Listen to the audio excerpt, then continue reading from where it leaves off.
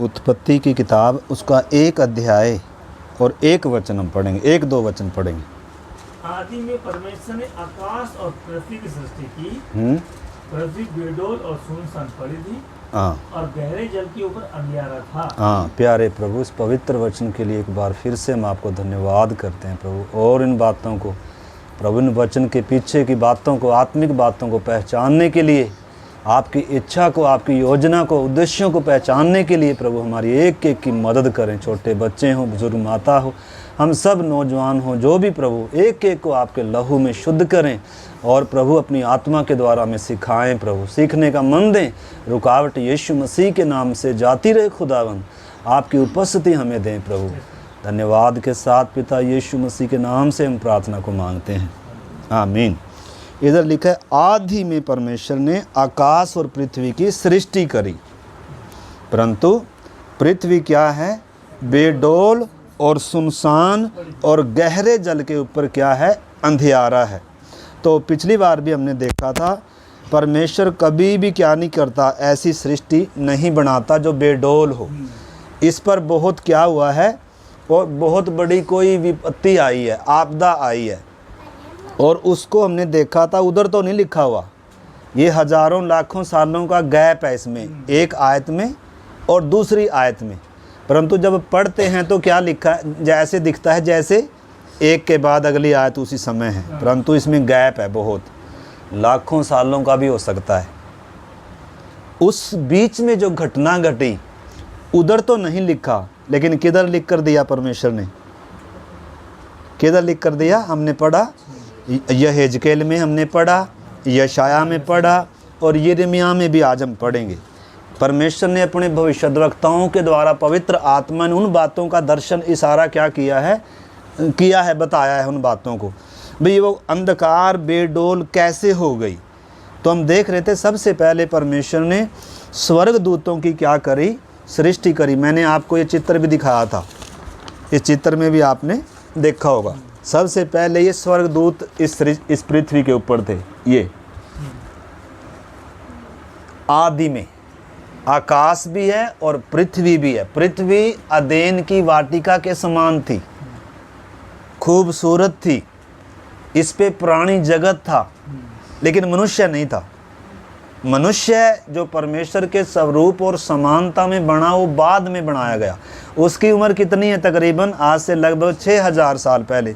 लेकिन पृथ्वी की उम्र कितनी है? लाखों करोड़ों साल पुरानी है पृथ्वी। तो इस चीज़ को हमने समझना है, परमेश्वर के उस बात को समझना है। तो अच्छी थी, सुंदर थी, और इस पर एक प्राणी जगत था। और इस पर कौन रहता था? हमने देखा, लूसीफर, परमेश्वर का जो आराधना करने वाला अभिषिक्त करूब था।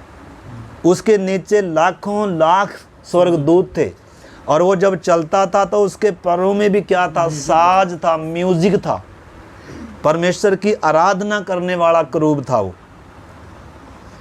वो बात हम देख रहे थे। मनुष्य की सृष्टि बिल्कुल भिन्न है, लेकिन स्वर्गदूत की सृष्टि क्या थी? बिल्कुल भिन्न थी। वो परमेश्वर के स्वरूप समानता में नहीं है, वो परमेश्वर का आराधना करने वाला एक ग्रुप था।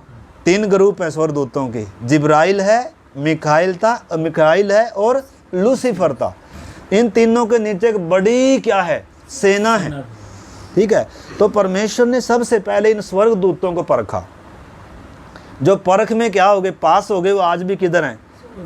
स्वर्ग में हैं। वो अनंत काल की योजना का हिस्सा बन गए परमेश्वर की।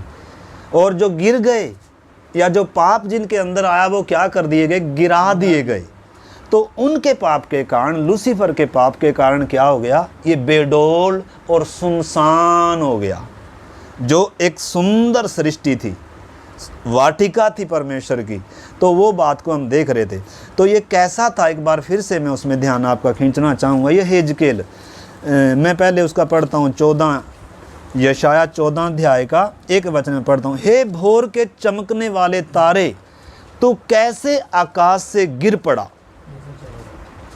तू कैसे आकाश से गिर पड़ा? मतलब ये परमेश्वर के अदेन नाम बारी में भी था, पृथ्वी पर भी था, और किधर भी था? अब इधर देखो, अब आप ढूंढने लग गए। एक आयत मैंने पढ़ी, उसमें बस मैंने पढ़ दिया, उसमें वही लिखा, उसमें और कुछ नहीं है। मैंने यशाया 14 का 12 पढ़ा। अब आप उसने बस सुन लिया, बस आप इधर देखिए, वो कल भी आपने पढ़ा था या बाद में भी आप पढ़ना। अब मेरी तरफ ध्यान से आप क्या करें, सुने। आंटी जी आप भी सुने, सुनने से लाभ होगा, नहीं तो हम उसमें उलझ रहेंगे। तो पृथ्वी पर भी रहता है और किधर भी जाता है, तीसरे स्वर्ग में भी जाता है, स्वर्ग तक भी जाता है। ये पृथ्वी का अधिकार पूरा इसके पास था, परंतु परमेश्वर की आराधना करने के लिए किधर जाता है, उधर तक जाता है। हालांकि जब परमेश्वर ने इंसान को बनाया तो परमेश्वर उधर इधर आ रहा है।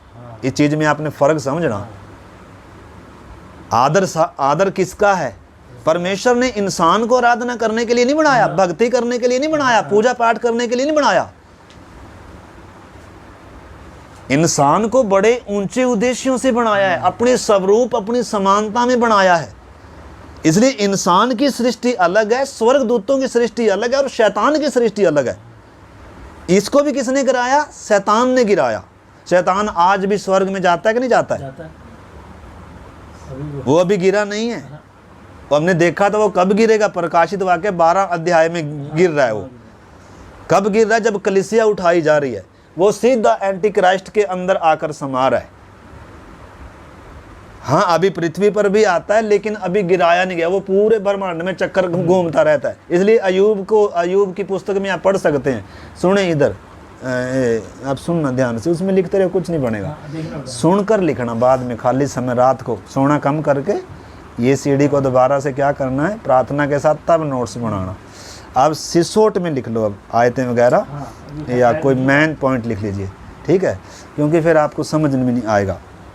तो इस चीज़ को आपने समझना प्रार्थना पूर्वक कि इसकी जब परमेश्वर ने सृष्टि करी ये कैसा था। एक बार मैं फिर से इसमें आप पढ़ सकते हैं ये गिरने का कारण क्या है। यशाया, आप इसका 14 अध्याय का 12 से मैंने शुरू किया था, मैंने पढ़ लिया, वो पिछली बार हमने पढ़ा था। आप बाद में इसको फिर से पढ़ सकते हैं। अभी आप यहेजकेल 28 अध्याय निकाल कर हम उसमें से कुछ आयत पढ़ेंगे।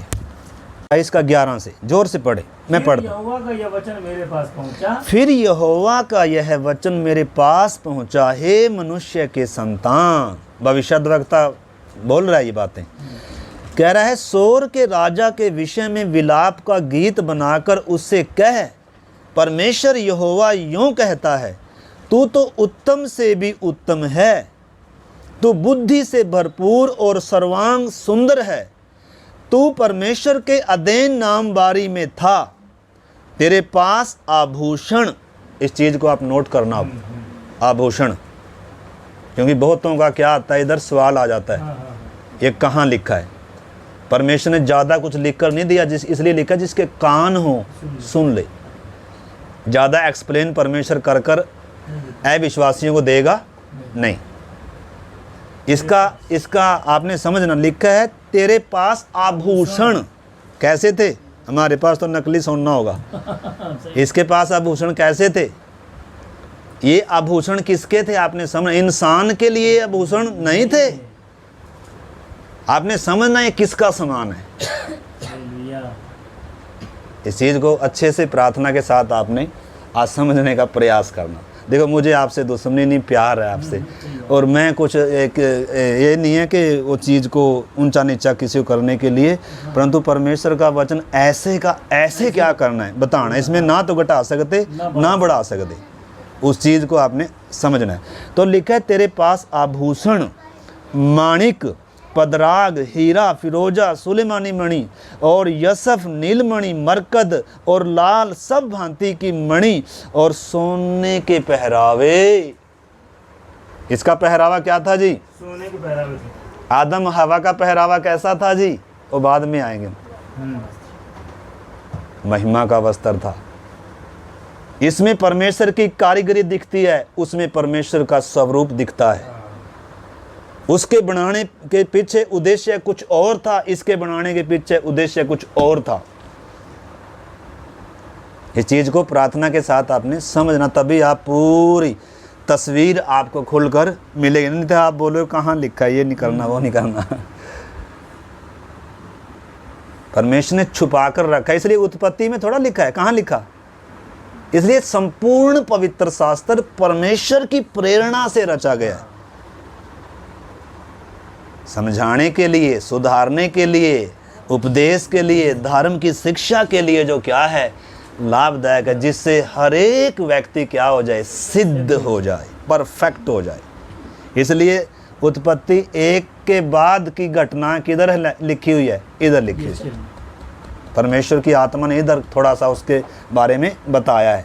उस समय वो अंधकार कैसे हो गया, एक गिराया गया इस पर महाजल प्रलय आया है और सारा विनाश हो गया। क्यों हो गया? पाप इतना खतरनाक है। एक समय था ये निर्दोष था। आगे इसमें लिखा है तेरे पहरावे सोने के पहरावे थे, तेरे डफ और बांसुलियां तुझी में बनाई गई थी। जिस दिन तू सिरजा गया था उस दिन वे भी तैयार की गई थी।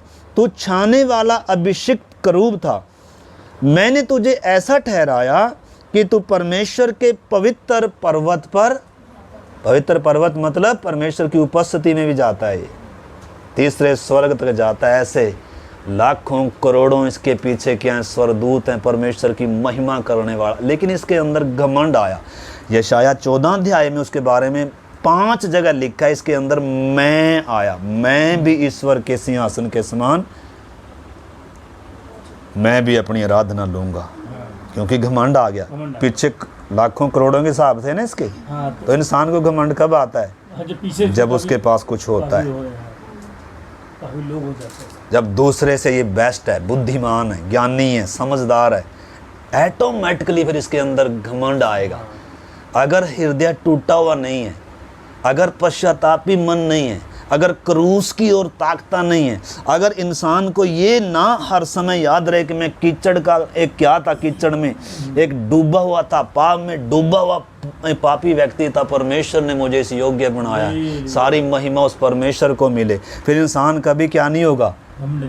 परंतु ये तो पक्का है कि इंसान, स्वर्गदूतों के अंदर भी घमंड आया। देखो इतना सुंदर था ये, सुंदर करूब को घमंड ने क्या बना दिया? शैतान बना दिया। शैतान हालांकि अलग है, लेकिन शैतान के अंडर में है, ये भी, इसको भी शैतान ही बोलते हैं, क्योंकि बिगड़ चुका है ना। जब एक इंसान गिरता है तो बिगड़ जाता है। जैसे पहले तो हम देखेंगे स्वर्गदूत बिगड़ गए, फिर देखेंगे सृष्टि बिगड़ गई, और फिर देखेंगे जब इंसान गिरा वो भी बिगड़ गया, और इतना बिगड़ गया परमेश्वर के शत्रु हैं ये। अब इस चीज को आपने समझना है। इतनी आसानी से अब ये बचने वाला भी नहीं है, पापों को मानने वाला भी नहीं है, ये मानने का भी नहीं। पाप की भयानकता आपको समझना है।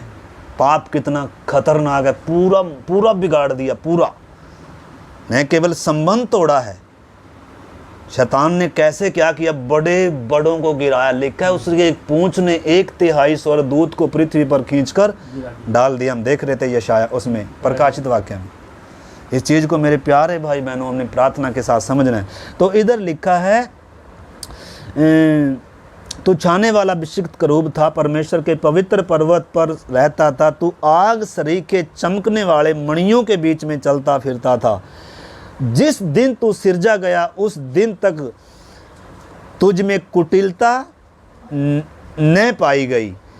उस समय तक तू अपनी सारी चाल चलन में निर्दोष रहा, परंतु लेन देन की बहुतायत के कारण उपद्रव से भरकर तू क्या हो गया? पापी हो गया। यानी कि जैसे अभी उत्पत्ति परमेश्वर ने इंसान को बनाया, सब कुछ उसके अधिकार में दिया, सब कुछ अधिकार में दिया, राज्य करने का सबको अपने अधिकार में रख, ऐसे ही इसको दिया था पृथ्वी। और उस समय लेन देन भी था, प्राणी जगत भी था, लेकिन इंसान नहीं था। इसलिए कंकाल मिलते हैं आज बहुतों के।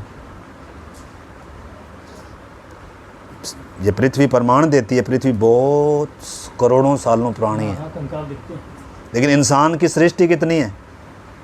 लगभग 6000 साल पुरानी। इतिहास लिखा हुआ है, डेट भी लिखी हुई है, वंशावली भी लिखी हुई है। यीशु मसीह कितनी पीढ़ी में आया आदम से, वो सारा लिखा हुआ है।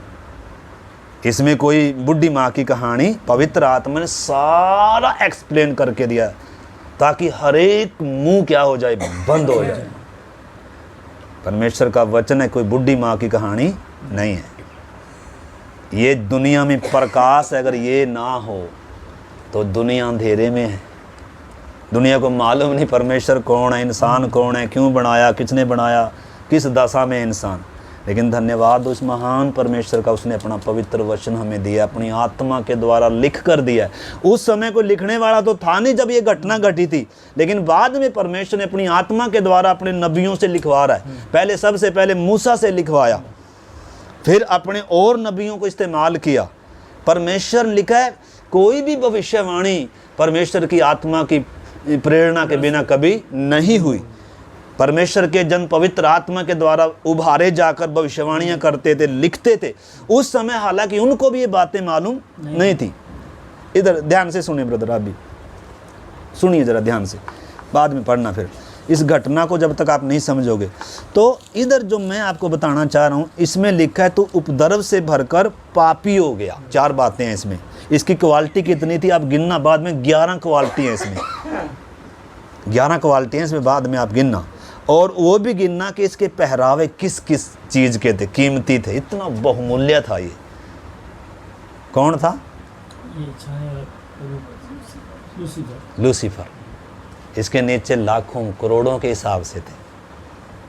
परमेश्वर की आराधना का इसके साज बजते थे जब ये चलता था। इसलिए आज जितना भी ये फिल्म सबके पीछे लूसीफर की आत्मा क्या करती है, काम करती है। इसलिए एक व्यक्ति फिल्म नहीं देख सकता, उसके अंदर वो पवित्र आत्मा जिसके अंदर है वो कभी फिल्म देख सकता ही नहीं है, उसमें आनंद ले सकता ही नहीं, क्योंकि दूसरी आत्मा उसका मन लगेगा नहीं। जिसके अंदर पवित्र आत्मा है, ध्यान से आप कान खोलकर सुन लीजिए, अभी पवित्र आत्मा एक व्यक्ति के अंदर है, उसके कामों से पहचान है। यीशु ने कहा तुम उनके फलों से पहचान लोगे। कभी भी ऊंट कटारों से, झाड़ियों से फल नहीं तोड़ा जाता है, कांटे मिलेंगे उधर से। जो उद्धार पाने के बाद भी फिल्मों में मजे लेता है, संसार में मजे लेता है, पाप में मजे लेता है, उसको अभी तक आत्मा में जिलाया नहीं गया है। निश्चय है कि उद्धार पाने के बाद भी इंसान से गलती होती है, परंतु उसके अंदर पश्चाताप रहता है, क्योंकि हृदय परिवर्तन हुआ उसका। हम पिछली बार देख रहे थे, पहले सूअर का क्या था, हार्ट था, दिल था, मन था, जो किधर गंदगी में उसको उसका ब्रेकफास्ट लंच सब उधर ही था। लेकिन परमेश्वर ने नया मन दिया है उसको, उद्धार में उसको नया मन दिया है, नया दिल दिया है, अपनी आत्मा उसके अंदर डाला है। पत्थर का निकाल कर मांस का हृदय दिया, अपने लहू से धोया है, धर्मी ठहराया, पवित्र किया है, अपने आपे में इसको लाया है। इसको होश आ गई, मैं किधर था, मैं कीचड़ में था, गंदगी में था, पाप में था मैं। अब उधर जाकर मजा लेगा दोबारा ही? कभी नहीं लेगा। लेकिन अगर ले रहे तो आपने इस चीज को समझना है। तो इस करके मैं थोड़ा सा आपको इस आगे चलेंगे। देखो इधर लिखा है उपद्रव से भरकर, पहली बात तो ये पापी हो गया। और लिखा है इसी से मैंने तुझे अपवित्र जानकर परमेश्वर के पर्वत पर से क्या किया, उतारा। और हे छाने वाले करूब, मैंने तुझे आग सरीखे चमकने वाले मणियों के बीच में से क्या किया, नष्ट किया। सुंदरता के कारण तेरा मन, सुंदरता के कारण तेरा मन क्या हो गया, किसके कारण? अब आप नोट करते रहें अपने मन में भी, कॉपी में भी, गिरने का कारण क्या क्या चीजें बनती हैं। आगे लिखा है और वैभव के कारण, वैभव था इसके पास, वैभव, हाँ, तेरी बुद्धि क्या होगी। अभी हम गीत गा रहे थे ना, मेरी सूरत बिगड़ी थी। आपने समझना, बिगाड़ लाता है पाप बहुत बड़ा। सृष्टि बिगाड़ी, स्वर्गदूत बिगाड़े। आज भी हमारे अंदर बिगड़ा हुआ स्वभाव है भाई जी। उद्धार पाने के बाद भी इतनी आसानी से निकलता नहीं स्वभाव। इसलिए स्वभाव अंश अंश करके बदलता है, लेकिन पाप से छुटकारा एक ही दिन में होता है क्रूस पर। शैतान से छुटकारा, मौत से छुटकारा। इधर इधर मेरी तरफ देखो, इतना कीमती वचन, आप किधर ध्यान। पकड़ने का कोशिश करो, नहीं तो ऊपर से तो जाएगा सारा।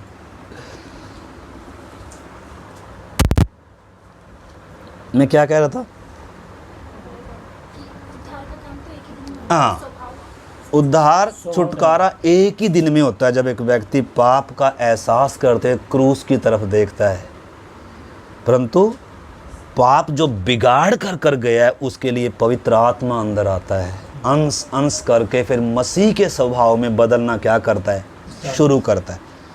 अन्यथा एक इंसान के अंदर बिगड़ा हुआ स्वभाव तो है ही है, पाप भी है। इसलिए देखो ना, आज माँ बाप का आदर है कहीं? बड़े छोटे का आदर है कहीं? बोल देखो कैसे इनका सबूत है, अंदर कौन है? अगर पवित्र आत्मा अंदर होगी ना, इसलिए जो ये अन्य भाषा बोलते हैं नकली है, पवित्र आत्मा नहीं है। ठीक है, तुम उनके फलों से क्या कर लोगे? अगर एक के अंदर पवित्र आत्मा, ये दूसरे की निंदा नहीं कर सकता, ये अनाज्ञाकारिता नहीं कर सकता, ये संसार से मेल नहीं कर सकता, ये पाप नहीं कर सकता। अगर कहीं फिसला भी है तो ये अंदर से रोएगा जब तक शुद्ध ना हो जाए, क्योंकि कीचड़ में अब इसका उसमें गंदगी में क्या नहीं लगेगा, मन नहीं लगेगा। इसके अंदर एक नया स्वभाव आया उद्धार के दिन। इस चीज को आपने समझा। इसलिए आज पवित्र आत्मा के नाम पर दुष्ट आत्मा या दूसरी आत्मा कलीसियों में क्या कर, ये पूरी अन्य भाषा में आराधनाएं होती हैं, लेकिन जीवन में गंदगी है। इस चीज को हमने क्या करना है, समझना है। अपनी आत्मा को भी हम जांच सकते हैं, अपने विश्वास को, अपने उद्धार को हम इन दिनों जांच सकते हैं मेरे प्यारे भाई बहनों। तो इधर आपने समझना है, लिखा है सुंदरता के कारण तेरा मन फूल उठा था और वैभव के कारण तेरी बुद्धि बिगड़ गई थी।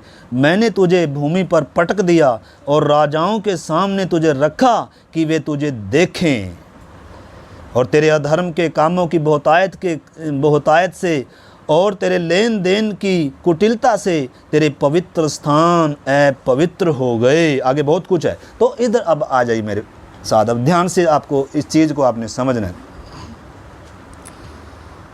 इसके पहरावे किस चीज़ के थे? इसके डफ और बांसुरियाँ इसी में बनाई गई थी। लेकिन इंसान की सृष्टि ऐसे नहीं।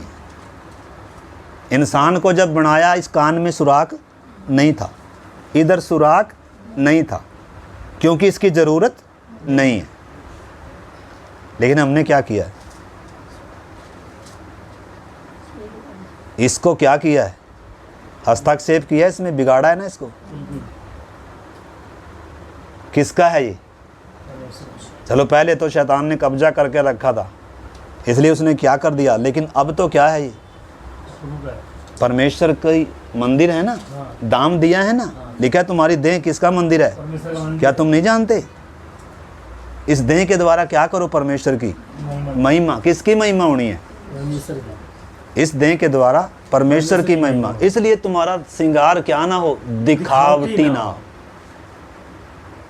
क्योंकि वो किसका है? परमेश्वर का है, लूसीफर का है। लूसीफर का है, वो श्रृंगार तो लूसीफर का है। अब ये हर किसी को हजम भी नहीं होगा, क्योंकि सारे उद्धार पाने वाले भी नहीं है। परमेश्वर तो चाहता है सबका उद्धार हो जाए, लेकिन सब नहीं चाहते कि मेरा उद्धार हो जाए। इस चीज को आपने समझना है। तो अब आप आइए इधर। इसके अगर पहरावे सोने के थे, आभूषण थे, ऐसे ऐसे थे, और इंसान को परमेश्वर ने सादा बनाया, अपने स्वरूप समानता में बनाया, लेकिन इंसान को भी इसने क्या कर दिया, बिगाड़ा है। लूसीफर ने नहीं, बल्कि शैतान ने, परखने वाले ने जैसे लूसीफर को गिराया, ऐसे ही इंसान को भी गिराया। इसको भी परमेश्वर ने अदेन की वाटिका दिया था, इसको भी क्या किया था, परमेश्वर स्वयं इसके साथ चलने के लिए, मिलने के लिए, संगति करने के लिए आता है। सब चीज़ों पर अधिकारी है, बुद्धिमान इतना है कि सब जीवों के इसने नाम रखे हैं। यानी कि इंसान बिगड़ा हुआ नहीं था, इंसान कोई निर्बुद्धि नहीं था, बंदर नहीं था। बंदर तो आज भी बंदर है, लेकिन इंसान की सृष्टि सर्वोच्च थी जैसे इसकी थी। परंतु मेरे प्यारे भाई बहनों, आपने समझना है कि जब इंसान या पाप में एक व्यक्ति या स्वर्गदूत भी गिरे या इंसान गिरता है तो कितना बिगाड़ आता है, वो चीज़ में देखना हमने समझना है। तो आपको मालूम है, आज देखो आभूषण भी डालते हैं, ठीक है, जो डालना चाहता है डाले, हमें कोई दिक्कत, लेकिन परमेश्वर का वचन हम बता रहे हैं। और उसके अलावा फूलों में कैसे कैसे कलर डाले हैं परमेश्वर ने, डाले हैं, पीला है, लाल है, खुशबू भी डाली है। क्या हमारे बाल लाल पीले कर सकता था परमेश्वर? कर सकते हैं। फिर क्यों करते हैं? अब आएगी बात कड़वी। इधर कलर कर सकता था पलकों पर, यहाँ पे फिर क्यों करते हैं? ये होठों को लाल पीले कर सकता था, हाँ हाँ फिर हम क्यों करते हैं? इधर सुराख कर सकता माता जी कान में, नाक में, हाँ हाँ फिर क्यों करते हैं? कब किया ये? जब इंसान बिगड़ा हुआ है, पाप के वश में, उस समय किया इसने। लेकिन अब जब उसके कब्जे से छुड़ाए जा रहे हैं कि व्यक्ति को होश आ रहा है, अब उसको ये चीज बोलने की जरूरत नहीं, उसके अंदर से ये कबाड़ा भी निकलेगा, घृणा आएगी इस चीज से। अगर अभी प्यार है इन चीजों से, सवाल उठेगा आपके अंदर पवित्र आत्मा का कार्य है, नहीं हुआ है या नहीं। इधर क्या नहीं कर सकते, लिपस्टिक नहीं लगाएगा, और वो भी डिप्पी उसमें लगाना, किसमें? नहीं, स्टेटस लगाते हैं। उधर पता लगता है आप दिखाने का प्रयास कर रहे दुनिया को, आप अपनी सुंदरता दिखा रहे, इस देह के द्वारा परमेश्वर की महिमा होनी है। ले आप अपनी महिमा दिखा रहे हो, लूसीफर की महिमा दिखा रहे हो। आप देखो ना जीप निकाल कितना के, न्यू करके। आपने समझना आप किसके प्रभाव में हैं। इस चीज को मैं नहीं बोल रहा, ये परमेश्वर का वचन कह रहा है। अच्छा है। इस चीज को आपने समझना, आप किसके हाथों में आ चुके हैं। आपको एहसास नहीं है। सिर के कलर, बालों का कलर भी परमेश्वर चेंज कर सकता है। बिल्कुल कर सकता है। काले को सफेद पलकों करता का कलर चेंज कर सकता है। है। हाँ हाँ इधर का होठों का कलर चेंज कर सकता है। नाखून का माता जी कर सकता है। हाँ हाँ लाल पीला कलर कर सकता है। हाँ हाँ सफेद। लेकिन हम अपने आप कर लेते हैं, परमेश्वर कर।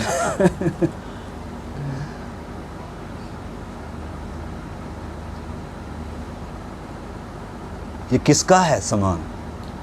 यानी कि एक ये देह, ये जीवन परमेश्वर की महिमा के लिए है। ये किसके लिए नहीं है? नुमाइशगी के लिए नहीं है। आपको मालूम है शैतान ने आज तन, कपड़ा भी तन ढांपने के लिए, लेकिन आधा तन दिखता है। फैशन आ गई, इधर से कट, उधर से कट, इधर से कट। वचन में साफ लिखा है औरत पुरुष का पहनावा ना पहने। आज जींस आ गई, पैंटें आ गई। आपने समझना इस चीज को, बहुत गंभीर विषय। आज दुनिया इतनी क्या हो चुकी है, इतना इंसान बिगड़ चुका है। आज बोलते हैं सबूत मांगते हैं, कहाँ लिखा है? इस चीज को आपने अच्छे से साफ लिखा है व्यवस्था में, कोई भी स्त्री पुरुष का पहनावा ना पहने, और ना पुरुष स्त्री का पहनावा। आज तो स्त्री का पता नहीं और पुरुष का पता नहीं है। पुरुष भी कानों में, औरत भी कानों में, और सब क्या आज पता ही नहीं स्त्री है कि पुरुष है।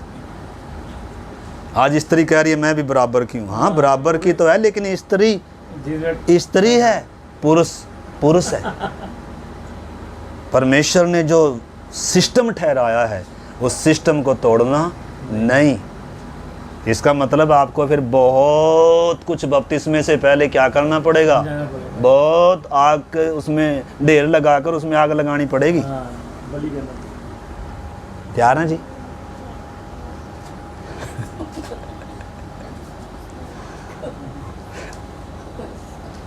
बहुत कपड़े जलाने पड़ेंगे, स्तुति हो प्रभु। क्योंकि इस देह से परमेश्वर की महिमा होनी है। आपका शरीर अब दिखना नहीं है।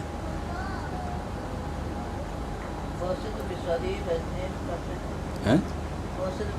तो प्रचार में तो विश्वास, तो वही तो मैं कह रहा हूँ, वही तो मैं कह रहा हूँ। मैं अन्य जातियों को तो हम बात ही अन्य जातियों को तो माता जी में बात ही नहीं कर रहे। हम अपने देख ले, हम नाखून, हम देखो ना, हम भी तो क्या नहीं, हम दूसरों को ना देखें, हम अपने आप को देखें। यहाँ प्रचार हो ना, अगर वो होती तो वहीं कई बार ये दिक्कत होती है कि हम अपने आप को देखने के बजाय दूसरे को। मैंने भी देखना है ना, मैंने भी देखना है मैं क्या डाल रहा हूँ, मैं क्या पहन रहा हूँ।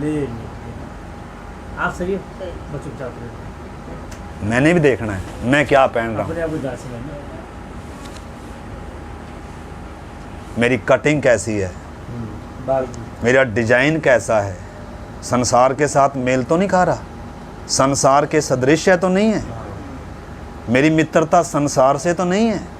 वचन कहता है संसार से मित्रता परमेश्वर से बैर है। परमेश्वर से बैर है। संसार के सदृश ना बनो। तुम्हारी बुद्धि के नए हो जाने से अब तुम्हारा चाल चलन भी क्या होना है, बदलना है। कपड़े भी क्या होने हैं, बदलने हैं।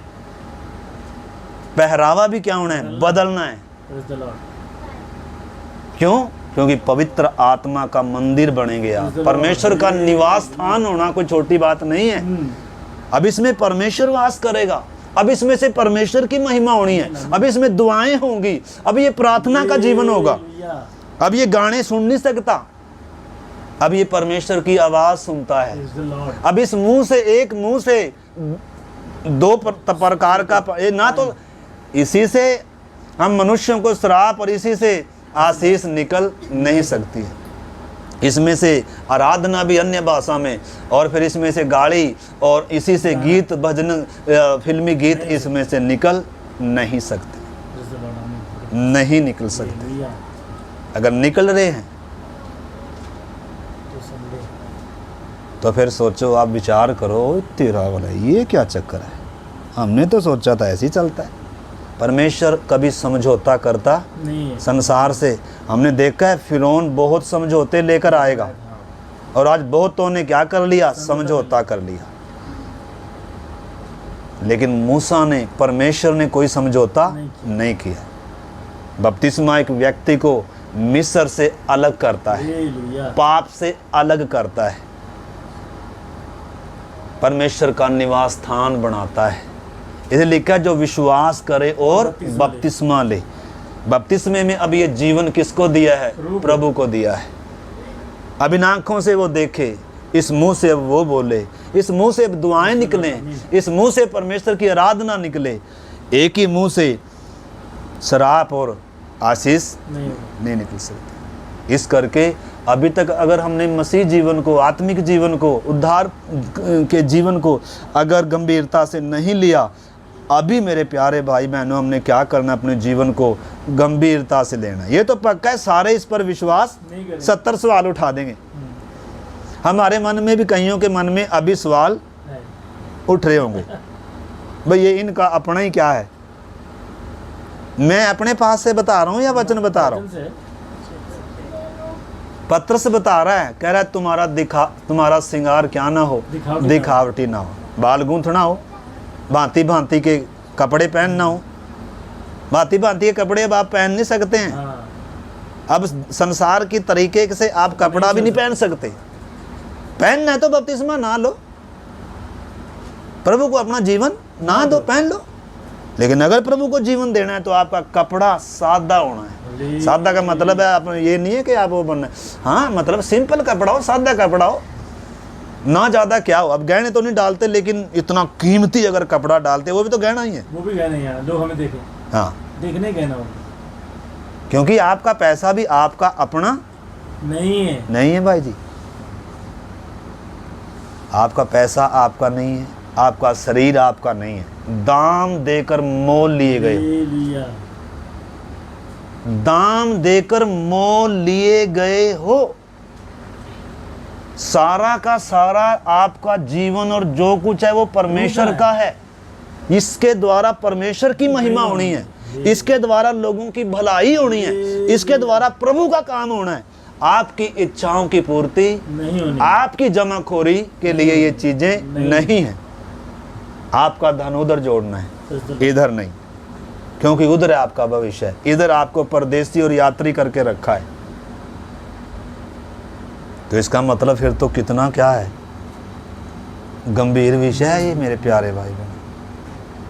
हमारा अब कुछ भी अपना नहीं है। अब अपनी मर्जी से सो, चुंबक है उधर, थोड़ा सा इधर आ जाओ, हाँ, घुटनों के बल बैठ जाओ बेटा, थोड़ा सा, अभी तो उम्र है इतनी, कौन सा आप बुजुर्ग हो गए, नहीं तो सुस्ती आएगी। अभी हम प्रार्थना कर रहे हैं, मैं गलत तो नहीं हूँ? अगर गलत लगे कहीं टोक दो, क्योंकि आप ये परमेश्वर का वचन सुनने के लिए बैठे हैं, बूढ़ी माँ की कथा कहानी या किसी इंसान का कोई बकवास नहीं। तो आपको पूरा हक है, जहाँ वचन समझ में ना आए आप उधर टोक सकते हैं, ठीक है ना। तो इस करके मेरे प्यारे भाई बहनों, इधर सामने का समय भी काफ़ी हो गया। तो इधर क्या हो गया, अभी हम गीत गा रहे थे, मेरी सूरत बिगड़ी थी। इधर इसमें ये क्या हो गया, बिगड़ गया, बुद्धि अंधेरी होगी। कहीं वचन में लिखा है इंसान के लिए भी, कहीं लिखा है? देखो रोमियो 1 अध्याय निकालो थोड़ा, 1 का 21 पढ़ो।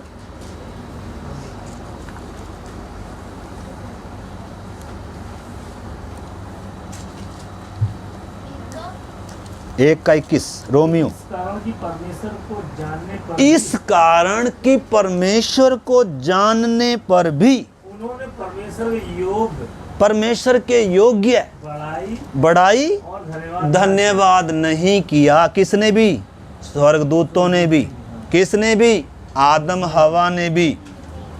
परंतु परमेश्वर को जानते हैं, जानते हैं कि नहीं जानते हैं? लेकिन पूरा नहीं जानते। परमेश्वर को एकदम पूरा जान भी नहीं सकते, थोड़ा थोड़ा परमेश्वर प्रकट करके देता है। हमने भी एकदम थोड़ा जान लिया, अभी तो धीरे धीरे जानना क्या हुए हैं, शुरू हुए हैं। इसलिए कोई ये ना सोचे कि मैंने तो सारा कुछ सीख लिया, अरे तो ये तो मुझे आता है ना। अभी तो इसमें इतनी गहराई है, जितनी बार भी इस आयत को, एक आयत को पढ़ेंगे इतनी और इसमें क्या निकलेगी, गहराई निकलेगी। क्योंकि एक बार में हम समझ नहीं सकते हैं और ग्रहण भी नहीं कर सकते हैं। जैसे जैसे हमारी उम्र बढ़ती है वैसे वैसे हम समझते हैं और वैसे वैसे उसको ग्रहण भी करते हैं और वैसे वैसे हमारा समर्पण भी बढ़ता है। बपतिस्मे वाला समर्पण आखिर तक चलता नहीं है, इसलिए बपतिस्मा तो एक ही बार है, प्रभु भोज बार बार है। अब अगले सप्ताह प्रभु भोज है, प्रभु भोज है। अपने आप को जांच कर उस प्याले में से तोड़ सकते हैं। पहले आप इस वचन के अनुसार अपने जीवन को जांचें। मेरी देह के द्वारा परमेश्वर की महिमा होती है तो आप उस प्याले में से पी सकते हैं, रोटी में से, अन्यथा उसमें से हाथ बढ़ाना नहीं है, क्योंकि वो एक पवित्र विधि है। बपतिस्मा तो चलो ले लिया, लेकिन इसमें से क्या नहीं होना, उसमें से दंड आएगा। वचन कहता है जो अपने आप को ना जांचे वो अपने ऊपर क्या लाता है, दंड लाता है। परमेश्वर की उस देह, प्रभु की देह का अपराधी ठहरता, उसके लहू का अपराधी ठहरता। समझाना बताना हमने है, बाकी फैसला आपने करना, हम आगे रख देंगे। अगर आपके अंदर हिम्मत है, दलेरी है तो लो, ठीक है। नहीं है तो आप प्रार्थना करो, पश्चाताप करो, प्रभु मुझे शुद्ध कर, क्षमा कर, समर्पण करें। इसलिए प्रभु भोज बार बार है, ताकि हम उसकी मृत्यु को याद रखें, समर्पण में रहें, ताजे रहें, उसको भुलाएं ना, संसार में ना मिल जाएं, अलगदाई में रहें। तो इधर क्या लिखा है 21, जोर से पढ़ दीजिए कोई पूरा। परमेश्वर की योग बढ़ाई और धन्यवाद न किया, परंतु व्यर्थ विचार करने लगे। यहाँ तक कि उनका निर्बुद्धि मन अंधेरा हो गया। आपको मालूम है अंधकार कैसे हो गया? अब इधर थोड़ा सा आपको देखो, स्वर्गदूतों के साथ भी यही हुआ और उसके साथ सृष्टि भी प्रभावित हुई।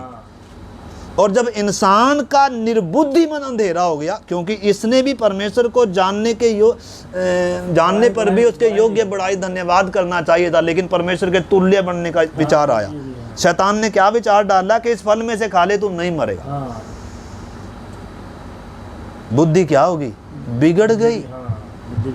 इसलिए तो हमने गीत गा रहे थे, मेरी बुद्धि बिगड़ी हुई थी, अंधकार था, बेडोल था, उजड़ा हुआ था, पापी था, अंधकार में था, लेकिन उसके लहू से सींचे गए, उसके खून से सींचे गए हैं, उसकी आत्मा से धोए। हम उन वचनों में अभी मैं जान नहीं रहा, लेकिन इधर हम अभी प्रार्थना के उसमें आ रहे हैं। मेरे प्यारे भाई बहन, इस चीज़ को आपने समझना। तो लिखा है उनका निर्बुद्धि मन क्या हो गया, अंधेरा हो गया। किन का भी? स्वर्गदूतों का भी। और सृष्टि भी प्रभावित हुई। सृष्टि भी श्रापित हुई कि नहीं हुई? उस समय सब बेडोल है, पृथ्वी पानी में, जल में डूबी हुई है। और इसका एक वचन और आप पढ़िए, तीतुस की पत्री या इफिसियों 4 का 17-18, जल्दी से। इफिसियों 7 का 17-18, 4 का 17-18, इफिसियों की पत्री 4 अध्याय का 17-18। इसमें लिखे, इसलिए मैं यह कहता हूँ और प्रभु में आग्रह करता हूँ कि जैसे अन्य जातीय लोग अपने मन की अनर्थ रीति पर चलते हैं, तुम अब से ऐसे ना चलो। यानी कि अन्य जाति, जब तक एक व्यक्ति का उद्धार नहीं होता, अपने मन की अनर्थ रीति पर चलता है। और आगे लिखा है, क्योंकि उनकी बुद्धि अंधेरी है। क्या है बहन जी? इस पर उजियाला चमकना अति जरूरी है। परमेश्वर कहेगा, जिसने कहा ना उजियाला हो, एक क्रम से बात आएगी। देखो, क्रम से सृष्टि का काम होएगा। जो बिगाड़ आया ना इतनी आसानी से, तो इधर जो बात हम पढ़े लिखा है, उनकी बुद्धि अंधेरी हो गई और उस अज्ञानता के कारण जो उनमें है, वो मन की कठोरता के कारण परमेश्वर के जीवन से क्या हैं, अलग किए हुए। पढ़ो, एक बार और पढ़ो आपने। और उनके मन की कठोरता कारण वे परमेश्वर के जीवन से अलग किए हुए। तो ये है इंसान की दशा। हर एक इंसान की जन्म से दशा क्या, उसकी बुद्धि क्या है, बिगड़ी हुई है। बुद्धि क्या है, अंधेरी है। पाप उसके अंदर क्या करता है, राज्य करता है। अंधेरा है, पाप में डूबा हुआ, जैसे पृथ्वी पानी में डूबी हुई थी, घोर अंधकार था। ये दशा इंसान की।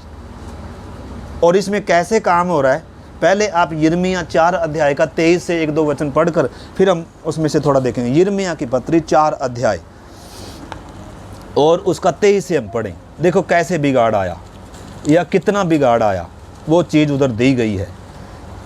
हमने यशाया में पढ़ा, यहेजकेल में पढ़ा। यिर्मयाह 4 अध्याय और उसका 23।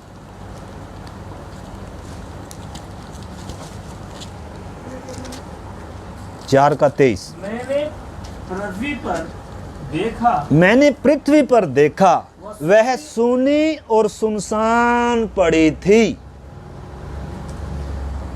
और आकाश को और उसमें कोई ज्योति न थी। ये कौन सा दर्शन है वास्तव में? उत्पत्ति का दर्शन दिखा रहा है प्रभु। पृथ्वी सुनसान पड़ी है, सूनी पड़ी है, और लिखा है आकाश को भी देखा, उसमें कोई ज्योति भी नहीं है। और देखा, मैंने पहाड़ों को देखा, वे हिल रहे थे, और सब पहाड़ियों को कि वे डोल रही थी। और फिर मैंने क्या देखा कि कोई मनुष्य भी न था। मनुष्य नहीं, वास्तव में प्राणी जगत, मनुष्य का सा कुछ दिखता था, लेकिन इंसान परमेश्वर के स्वरूप और समानता में इंसान नहीं था। लूसीफर के पाप के कारण जो विनाश आ रहा है, वो घटना बताई जा रही है, जो उत्पत्ति में नहीं बताया, वो इधर बताया हुआ है। मनुष्य नहीं था, लेकिन प्राणी जगत था। लिखा है उसमें कोई मनुष्य भी नहीं था, और सब पक्षी भी उड़ गए थे। फिर मैंने क्या देखता हूँ कि यहोवा के प्रताप और उस भड़के हुए प्रकोप के कारण उपजाऊ देश जंगल और उसके सारे नगर खंडर हो गए थे, क्योंकि यहोवा ने बताया सारा देश उजाड़ हो जाएगा, तो भी मैं उसका अंत न कर डालूं। पृथ्वी का अंत थोड़ा किया था, लेकिन डुबा दी थी। इंसान का अंत थोड़ा किया, लेकिन पानी में पाप में डूबा हुआ जरूर। और परमेश्वर की आत्मा मंडरा रहा है, यानी कि अभी क्या है, उम्मीद है। उसी समय नरक में थोड़ा डाल दिया, जला थोड़ा दिए। आदम ने पाप किया, शरीर में क्या रखा है, जिंदा, क्योंकि उधर एक मेमना क्या कर रहा है, उसके लिए वध हो रहा है। आशा है, आशा है, उम्मीद है, वस्त्र पहनाया जा रहा है। ऐसे ही इधर भी आपने समझना है। लिखा है तो भी लिखा है उसका अंत न कर डालूंगा, और इस कारण पृथ्वी विलाप करेगी और आकाश शोक का काला वस्त्र पहनेगा, क्योंकि मैंने ऐसा ही करने को ठान लिया है और कहा भी है, मैं इससे न पछताऊंगा और न अपने प्रण को छोड़ूंगा। तो पृथ्वी पर घोर अंधकार है और आकाश में भी कोई ज्योति नहीं है। कहाँ का दर्शन दिखाया गया? उत्पत्ति 1 अध्याय के बाद की घटना है ये सारी। आपको मालूम चला अब कितना गहरा है वचन? उत्पत्ति 1 अध्याय के बाद दूसरे में कितना गैप है, इस बीच में कितनी घटनाएं होगी, लेकिन किधर लिख कर दिया परमेश्वर ने? यहाँ पे ये पवित्र आत्मा इधर हमें बीच में समझा रहा है ताकि उस बात की गंभीरता हमें मालूम हो जाए। पतरस भी इसके विषय में बता रहे, देखो दूसरा पतरस 3 अध्याय, उसमें से 1-2 वचन पढ़ें। पहला पतरस दूसरा पतरस 3 का 5।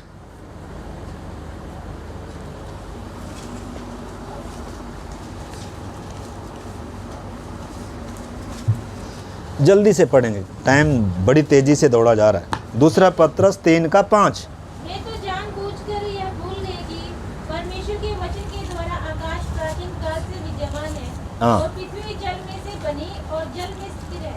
हाँ, इधर लिखा है, देखो मैं पढ़ रहा हूँ 3 का 5 से लिखा है, वे तो जानबूझकर यह भूल गए कि परमेश्वर के वचन के द्वारा आकाश प्राचीन काल से विद्यमान है और पृथ्वी भी जल में से बनी और जल में स्थिर है। इसी के कारण उस युग का जगत जल में डूबकर नाश हो गया। किस जगत, किस समय की घटना बता रहे? उत्पत्ति के 1 से पहले का। उत्पत्ति 1 अध्याय के बीच में जो घटना घटी है उसका जिक्र है ये। नूह के समय का जिक्र नहीं है ये। इसलिए अगली आयत में क्या कह रहा है ये? इसी के कारण उस युग का जगत जल में डूबकर नाश हो गया, परंतु वर्तमान काल का आकाश और पृथ्वी उसी वचन के द्वारा इसीलिए रखे गए हैं कि जलाए जाएं। उस समय कैसे नाश होया था? उस समय का प्राणी जगत कैसे नाश हुआ? पानी डुबो दिया। सब हमने यशाया में पढ़ा, कितनी बर्बादी आई। क्यों? पाप आया। पाप इतना खतरनाक है, पाप बिगाड़ लाता है, परमेश्वर का शत्रु बनाता है, आत्मा को मारता है, प्राण को बिगाड़ता है। और पाप एक इंसान ये अपने पाप को मानेगा भी नहीं, उल्टा उंगली परमेश्वर पर उठाता है। इसलिए इतने बिगड़ चुके हैं आज। कौन? वो स्वर्गदूत उनको बंद करके रखा हुआ है, यहूदा में लिखा हुआ है, क्योंकि बहुत बिगड़े हैं। अभी जैसे ही परमेश्वर उनको निकाल लेगा ना, कब निकाल लेगा? 7 साल के महाक्लेश में धरती पर मनुष्य का जीना क्या हो जाएगा? बहुत ऐसा उनकी शक्ति दी गई। उनके लिखा है बिच्छू का सा उनका क्या है? डंक है। मतलब इंसान मरेगा भी नहीं, तड़पता रहेगा। ऐसा समय आ रहा है भाई साहब, नींद से जाग उठ जाओ, नींद से जाग उठो, आज नहीं लॉकडाउन, नींद से जाग उठो। आज अगर द्वार बंद हो गया ना, आप भूल जाओ, सोना तो भूल ही जाओ आप। रोना शुरू हो जाएगा। हाँ, पीड़ाओं का आरंभ है भाई साहब, उद्धार का द्वार बंद है भाई जी। नौकरी नाकरी, दुकान, कंपनी सब भूल जाओ, आपका कुछ भी नहीं होगा, एंटी क्राइस्ट का होगा सारा कुछ। माथे पर इधर छाप होगी। पानी भी उसकी इजाजत के बिना पी नहीं सकते, उसको ईश्वर कर कर मानना पड़ेगा, अपना परमेश्वर कर कर मानना पड़ेगा। यहूदी भी मानेंगे उसको, क्योंकि इतने चमत्कार दिखाएगा वो। मूर्ति में प्राण डालने का अधिकार उसको दिया जाएगा, स्वर्ग से आग उतारने का अधिकार उसको दिया जाएगा। उसकी मोहर हर माथे पर माताजी होगी, पानी भी नहीं पी सकेंगे अपनी मर्जी से। इसलिए प्रभु कहता है जागते रहो। महाक्लेश आने जा रहा है, ऐसा समय आज तक कभी आया नहीं और आगे भी नहीं आएगा, और द्वार पर खड़ा हुआ है। लेकिन उससे पहले यीशु द्वार पर खड़ा हुआ है, उससे पहले यीशु आ जाएगा, अपने संतों को उस पीड़ा के समय से पहले ही ले जाएगा। वो किन के लिए रखा है? इधर लिखा है ना, लिखा है और ये भक्तिहीन मनुष्यों के न्याय और नष्ट होने के दिन तक ऐसे ही रखे रहेंगे। इसलिए आगे प्रभु के आगमन के बारे में वो बता रहा है कि हमें कैसे मनुष्य होना चाहिए, उस दिन की कैसे बाट जोड़ना चाहिए। इसलिए हम नई धरती और नई आकाश की बाट जोते हैं, जिसमें धार्मिकता वास करेगी। ये पृथ्वी तो नाशवान है, इस पर तो मैं परदेसी हूँ, यहाँ मेरा कुछ नहीं है, मेरा उधर है सब कुछ। अगर आप इधर कुछ जोड़ रहे हैं, अगर इधर आपका कुछ है, लूत की पत्नी को याद रखें। लूत की पत्नी को बोला था छोड़ दे, और निकल भी आई थी, छोड़ भी दिया था, लेकिन बहुत कुछ था, इसलिए पीछे मुड़कर उसी चीज़ को देख दिया। उसी समय नमक का खंभा बना। यीशु ने कहा लूत की पत्नी को क्या करो। किसको चेतावनी दी? हम विश्वासियों को दी है, पीछे मुड़कर देखना। इस करके मेरे प्यारे भाई बहनों, ये मेरा वचन नहीं है, ये सर्वशक्तिमान परमेश्वर का वचन है। हालेलुया। मैंने अपने पास से नहीं बताया, हमने भी प्रभु के दासों के ऊपर परमेश्वर की आत्मा ने इन भेदों को प्रकट किया। ठीक है ना, हमने भी अपनी ताकत से, अपनी बुद्धि, अपनी ज्ञान से ये पाया नहीं है। पवित्र आत्मा ऐसे किसी के ऊपर बातों खोलता नहीं है।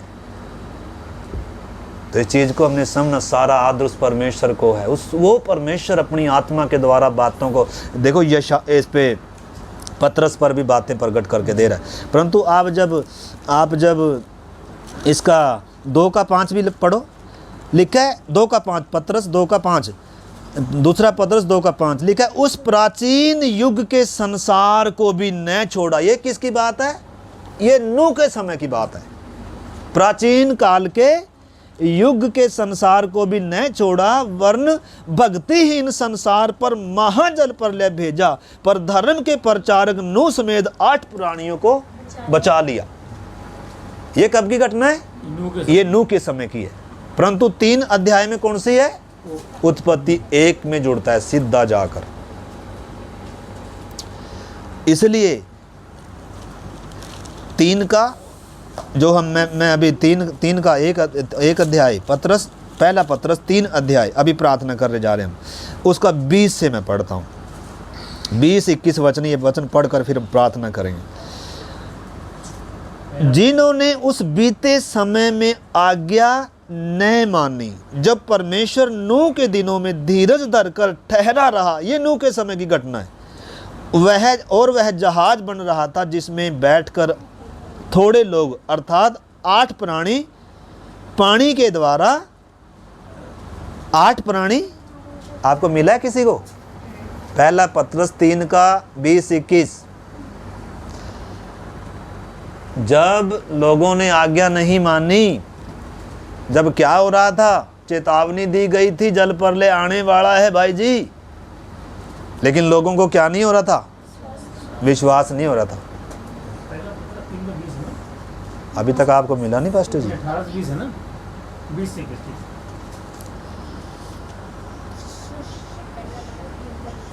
मैं किसकी घटना पढ़ रहा हूँ?